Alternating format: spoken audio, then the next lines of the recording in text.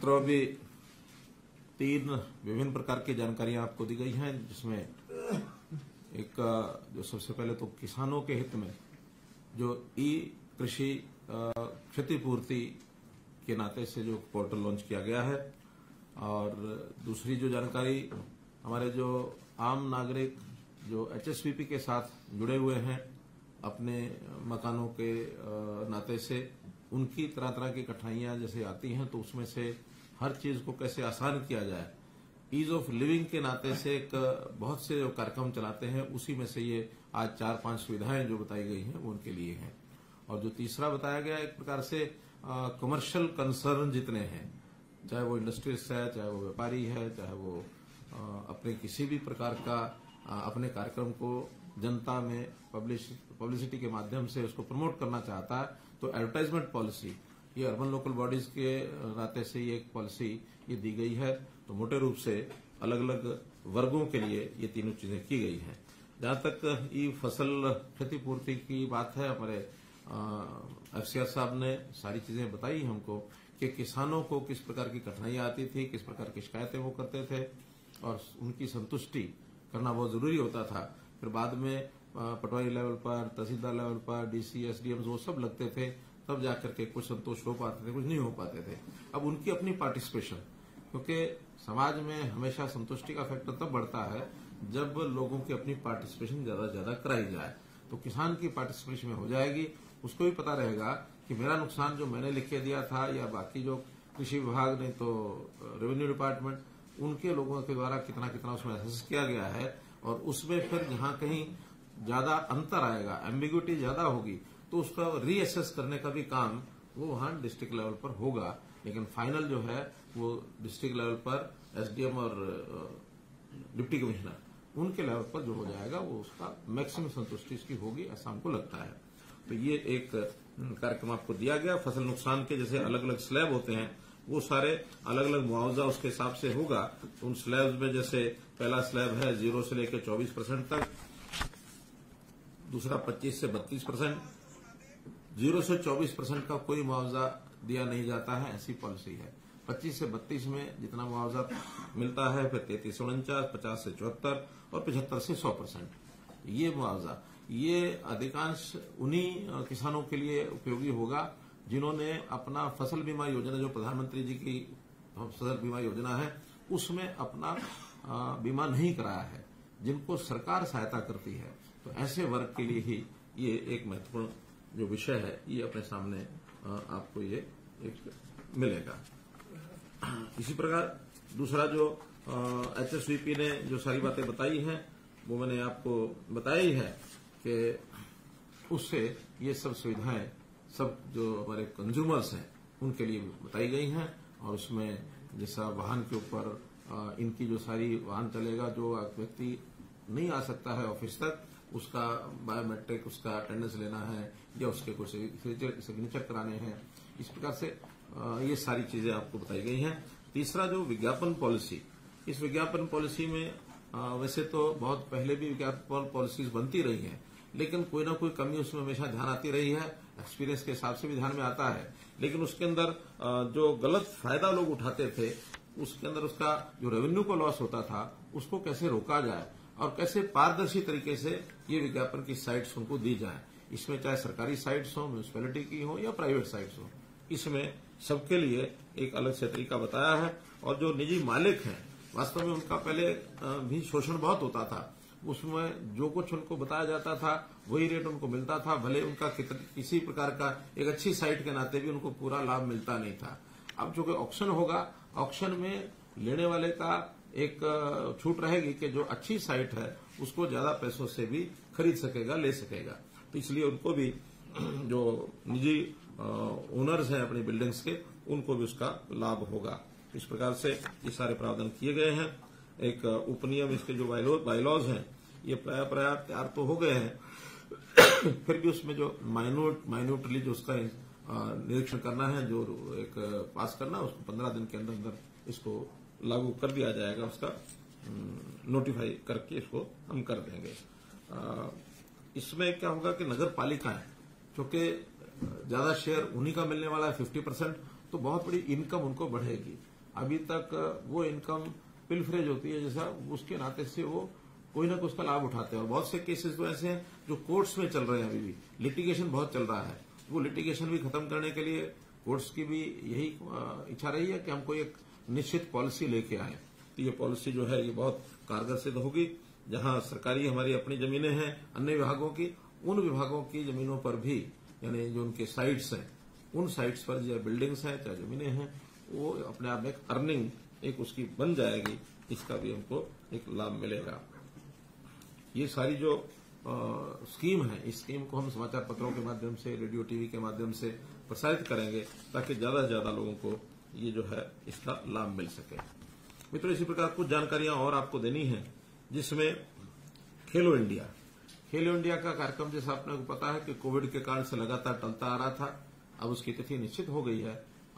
4 जून से 13 जून तक पंचकुला में ये खेलो इंडिया के कार्यक्रम होंगे। इनमें 25 खेलों का एक लिस्ट है। उस 25 खेलों की कंपटीशन सब होंगे। लगभग 8,500 खिलाड़ी और जो उनके साथ आने वाले तकनीकी अधिकारी हैं, कोचेज हैं, रेफरीज हैं, वो सब आएंगे। उनकी सब व्यवस्थाएं, ठहरने की, उनके ट्रांसपोर्टेशन की, उनके बोर्डिंग लॉजिस्टिक जो भी तय करने थे वो सब फाइनल हो गए हैं। सब हमने कंपनीज को उसमें इन्वॉल्व कर लिया है और तैयारी उसमें पूरी है। और पंचकुला के साथ साथ कुछ और सेंटर्स भी हैं, जैसे चंडीगढ़ यूनिवर्सिटी में इसमें तीरंदाजी और फुटबॉल, ये पंजाब यूनिवर्सिटी का जो परिसर है वहां पर ये कार्यक्रम कराए जाएंगे। इसी प्रकार अंबाला में तैराकी और जिम्नास्टिक्स, ये अंबाला में होगा। शाहबाद में हॉकी के जो मैचेज हैं वो शाहबाद में होंगे। साइकिलिंग और शूटिंग ये दिल्ली के अंदर होंगे। तो ऐसे इन सब खेलों के नाते से सब व्यवस्थाएं जो हैं वो पूरी कर दी गई हैं। हमारे सरकारी विभाग भी, इसमें बहुत से लोग लगेंगे, उनको अलग अलग व्यवस्थाओं में सब लगाया जाएगा, क्योंकि एक राष्ट्रीय स्तर का एक बड़ा कार्यक्रम है। खेलो इंडिया पहली बार उनको मिला है और हम जो चाहते हैं कि बाकी प्रदेशों के जो लोग यहाँ आए वो हरियाणा की कोई ना कोई यादगार अपनी अच्छी लेकर के जाएं, किसी प्रकार की उनको कठिनाई तकलीफ ये न हो। एक हमने कार्यक्रम शुरू किया है, संत महापुरुष विचार सम्मान और प्रसार योजना। तो उस योजना के अंतर्गत जो महापुरुषों के बड़े कार्यक्रम हैं, उनकी जयंतियों के, उनके कोई शताब्दियों के, ऐसे कार्यक्रम जो हैं हम सरकारी योजना से करते हैं। जैसे हमने डॉक्टर अम्बेडकर जयंती, उस कार्यक्रम को भी हम सरकारी बनाते हैं। महर्षि वाल्मीकि का जन्मदिन जो मनाते हैं, गुरु रविदास जी की जयंती भी हम मनाते हैं, भगत कबीर की भी मनाते हैं। ऐसे ही पिछले दिनों में जो गुरु गोविंद सिंह जी का जो एक जयंती 400 नहीं, गुरु तेग बहादुर अब हुआ, उससे पहले गुरु गोविंद सिंह जी का किया, गुरु नानक देव जी का भी एक कार्यक्रम हमने किया था, अभी गुरु तेग बहादुर जी का भी पानीपत में 400 साल ये किया है। ऐसे जो कार्यक्रम आते हैं, इन कार्यक्रमों को हम और कुछ महापुरुषों को भी जोड़ करके इस श्रृंखला को बढ़ाना चाहते हैं, क्योंकि उनकी जीवनी से जो एक समाज में एक संदेश जाता है, लोगों को एक शिक्षा मिलती है। क्योंकि ये भी बहुत बड़ा एक विषय है, समाज को एक जागृत करना, उनकी दिशा ठीक रहना, ताकि हम एक सुखी जीवन जी सकें। तो इसी कड़ी में अभी हमने करनाल में कार्यक्रम रखा है, महर्षि कश्यप जयंती। उनकी जयंती 24 मई को आ रही है, तो करनाल में एक ये बड़ा कार्यक्रम होगा। और उसके बाद जून में संत कबीर जी की जयंती 14 जून को आ रही है, रोहतक में एक बड़ा कार्यक्रम प्रदेश स्तरीय ये कार्यक्रम हम करेंगे। तो इस प्रकार से इन कार्यक्रमों का एक उल्लेख इसलिए किया है कि हम अपनी जानकारी जनता तक पहुंचा सकें। आजकल पिछले 15 दिन में बिजली की बहुत बड़ी एक समस्या आई थी और हम सबको जानकारी है कि गर्मी पहले के वर्षों की अपेक्षा कई वर्षों के बाद इस प्रकार की भयंकर गर्मी अप्रैल के महीने में ही जो है आई थी। तो अप्रैल और अब मई, ये जो सारा समय है, इस समय में हमने बिजली के थोड़ा संकट को भी झेला है। हमारी बिजली 8,500 मेगावाट जो रनिंग हमको चाहिए, उसके अंदर लगभग 1800 मेगावाट की बिजली की कमी हो गई थी। तो उसके कारण से कुछ 7 दिन 8 दिन हमको कुछ कट्स भी लगाने पड़े, लेकिन उसकी जो आपूर्ति है वो आपूर्ति अब सुनिश्चित हो गई है। जो सारी व्यवस्थाएं हमने कर ली हैं, जिसके अंदर अडानी ग्रुप से हमारा जो पावर का एक कॉन्ट्रैक्ट था, कोई झगड़ा था, उसको उन्होंने निपटा लिया। तो 600 मेगावाट की जो पावर है वो अडानी ग्रुप से शुरू हो चुकी है। अगली 600 मेगावाट और एक जो पावर प्लांट है उनका, वो बहुत जल्दी शीघ्र चालू होने वाला है। 1 सप्ताह के अंदर अंदर वो भी चालू हो जाएगा। साथ ही हमने खेतड़ यूनिट एक हमारा आउट ऑफ ऑर्डर हो गया था, उस आउट ऑफ ऑर्डर होने के नाते से अब वो भी ठीक हो गया है। उसको भी 600 मेगावाट की जो बिजली है वहां से हमको ये मिलनी शुरू हो जाएगी कुछ दिन के बाद। सौर और पवन ऊर्जा इसमें भी बढ़ोतरी की है, 26 मेगावाट की बढ़ोतरी इसके अंदर भी हुई है। जम्मू कश्मीर से भी हमने 300 मेगावाट का करार किया है, वो बिजली भी मिलनी शुरू हो गई कि सर उसमें से कुछ पोर्शन मिलना शुरू हुआ, कुछ और शुरू हो जाएगा, यानी 300 मेगावाट की वृद्धि वो उसमें हो जाएगी। हम राज्य से बाहर अपना कोई संयंत्र लगाएं, ऐसी भी एक योजना चल रही है। नासिक में एक प्लांट जो अभी किसी कंपनी के द्वारा वो बेचा जा रहा है, सेल किया जा रहा है, हमने पावर डिपार्टमेंट को कहा है, यानी सेंट्रल मिनिस्ट्री को, कि भी हमको उस प्लांट को लेने के लिए और कोई एक रास्ता बनाया जाए, ऐसा हम ये प्रयत्न कर रहे हैं। ऐसे ही भाखड़ा की जो पावर है वो भी मई के आखिरी सप्ताह में वो हमको पूरी मिलती है, उससे पहले बहुत कम मिलती है, क्योंकि सिंचाई का जो सीजन होता है, पानी को जो छोड़ा जाता है वो मई के आखिरी सप्ताह में छोड़ा जाता है। 22 मई तक हमको लगता है कि एक 500 से लेके 1000 मेगावाट हमारा वहां से भी सप्लाई ये बढ़ जाएगी। तो मैं समझता हूं अभी जो सप्लाई का शेड्यूल जो थोड़ा डिस्टर्ब हुआ था, अभी एकदम ठीक हो गया है, और अब जो आगे बिजली मिलेगी उसकी आपूर्ति अतिरिक्त जो आवश्यकता हमारी इंडस्ट्री की है या जहां से भी मिलेगी उसको पूर्ति की जाएगी। सप्लाई शेड्यूल जो किसानों के लिए है उसको हमने 8 घंटे की आपूर्ति पूरी कर दी है, वरना वो भी 3 घंटे 4 घंटे हो गई थी, उसको 8 घंटे कर दिया है।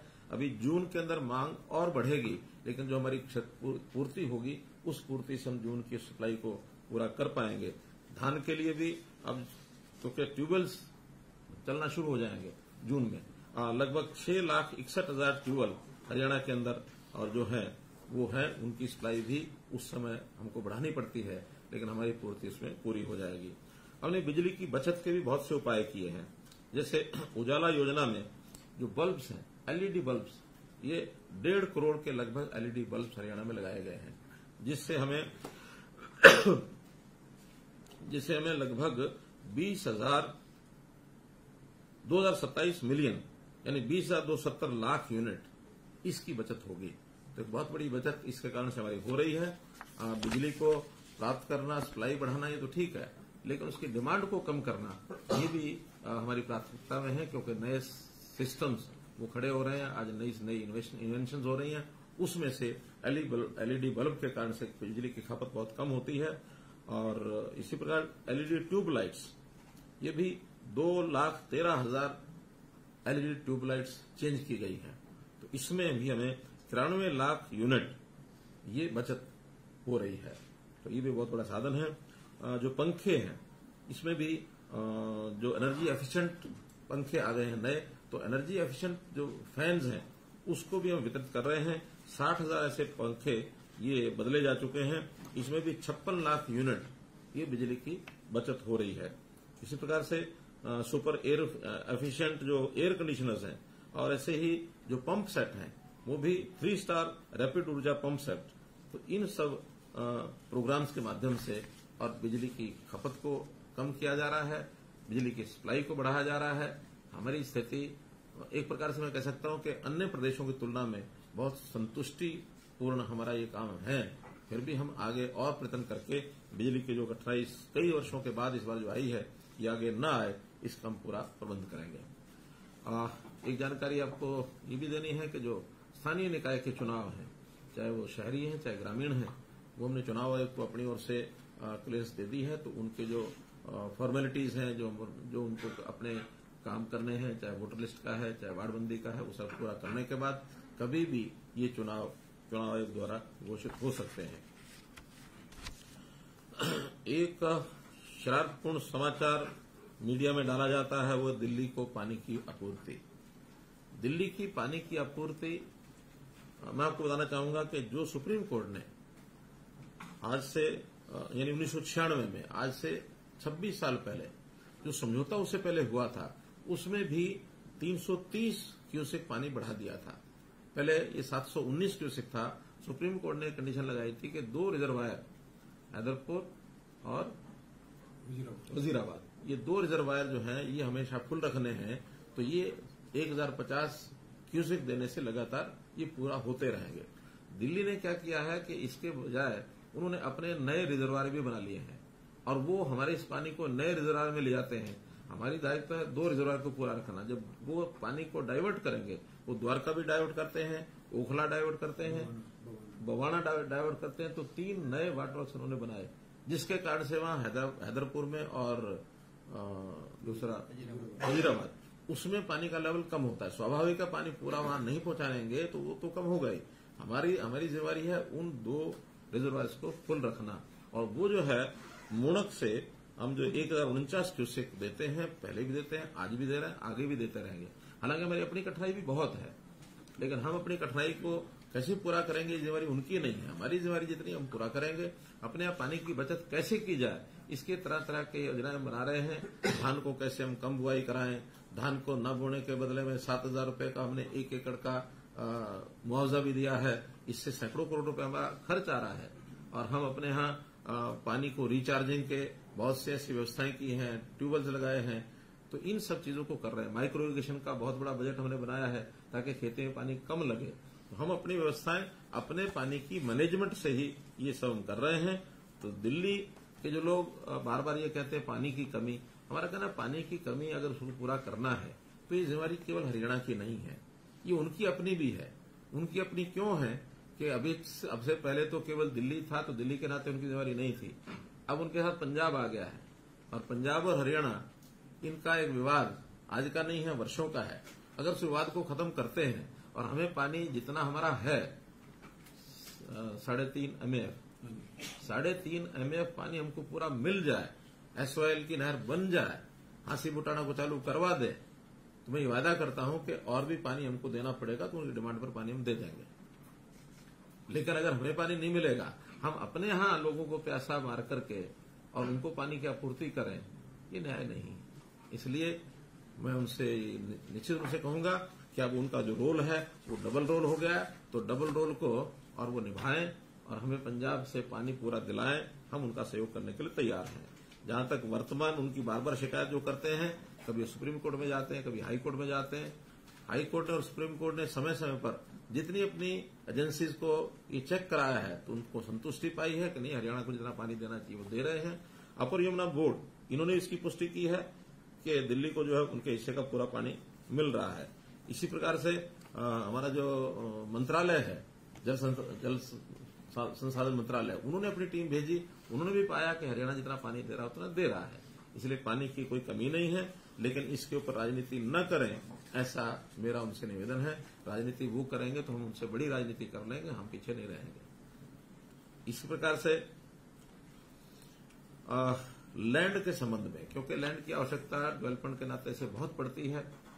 पहले तो प्रोक्योरमेंट पॉलिसी एक एक्ट भी बना हुआ है। उस प्रोक्योरमेंट की जो हमारी लैंड एक्विजिशन की जो एक्ट है, उसके अंतर्गत अब लैंड एक्वायर करना संभव नहीं है। मैं संभव नहीं है ये कह रहा हूं इसलिए कि जिस रेट पर वहां से एक्वायर की जाती है, उसके बाद भी कोर्ट्स उसके ऊपर बार बार जो अनाउंसमेंट देते हैं, उस अनाउंसमेंट के बाद लैंड की वायबिलिटी खत्म हो जाती है। क्योंकि उस लैंड को हमको भी लोगों को, पब्लिक को, इंडस्ट्री वाले को या मकान वाले को किसी न किसी को देना होता है, उसको उस हिसाब से बेचना होता है। तो हमें कंज्यूमर की भी चिंता है, इसलिए कंज्यूमर को एक सीमा से आगे उसकी जेब से पैसा नहीं निकाला जा सकता। इसलिए अन्य कई प्रकार हमने सोचे हैं कि जमीन की आपूर्ति कैसे हो। हम ई भूमि पर पहले से ही खरीद रहे हैं। ई भूमि पर किसान से नेगोशिएशन के बाद जमीन खरीदी जाती है और लगभग 1000 एकड़ से ऊपर ऐसी जमीन हम पिछले कुछ सालों में खरीद चुके हैं। जितनी आवश्यक होती है, कहीं इरिगेशन के लिए, कहीं पब्लिक हेल्थ के लिए, कहीं एजुकेशन यानी स्कूलों के लिए, कहीं हेल्थ के लिए, तो ऐसी जमीनें सब ली जा रही हैं। बड़े प्रोजेक्ट्स के लिए जमीनें लेने में अभी भी कठिनाई आ रही है। उसके लिए हम 2 पॉलिसीज बहुत जल्दी और ला रहे हैं। एक पॉलिसी हम ला रहे हैं जिसको pulling policy, land pulling policy कहेंगे। तो लैंड पुलिंग पॉलिसी में एक शेयर, उसमें हर शहर के हिसाब से वो अलग अलग होगा। वो कीमत के हिसाब से होगा कि अगर तो ज्यादा कीमत की लैंड है तो उनको ज्यादा एरिया मिलेगा, कम कीमत की लैंड हो तो कम एरिया मिलेगा। उसी हिसाब से वहां मार्केट के रेट भी होते हैं। तो हर किसी को अपनी जमीन के हिसाब से एक लाभदायक ऐसी योजना बनाएंगे, चाहे वो ई भूमि में बेचे, चाहे पुलिंग पॉलिसी में। एक प्रोजेक्ट हम ज्वाइंट वेंचर के नाते भी ला रहे हैं कि पूरा जो प्रोजेक्ट होगा, मानो 20 एकड़ का, 30 एकड़ का, 50 एकड़ का, तो सारे को डेवलप करने के लिए जो फार्मर्स हैं उनको हम ज्वाइंट वेंचर में लाएंगे और उसके अंदर जो खर्च है, चाहे सरकार का है चाहे उनकी जमीन का है, उसको निकालने के बाद, डेवलपमेंट के बाद अगर कोई लाभ होता है, उस लाभ का हिस्सेदार उनको बनाएंगे। एक न्यूनतम राशि उनको मिल जाएगी और जितना डेवलपमेंट के लिए आवश्यक खर्च है वो हमारी सरकार की एजेंसी करेगी। बाद में उसको बेचने के बाद जितना उसमें लाभ मिलेगा, उस लाभ का प्रतिशत उनकी इन्वेस्टमेंट के प्रोपोर्शन में वो उनको मिलेगा।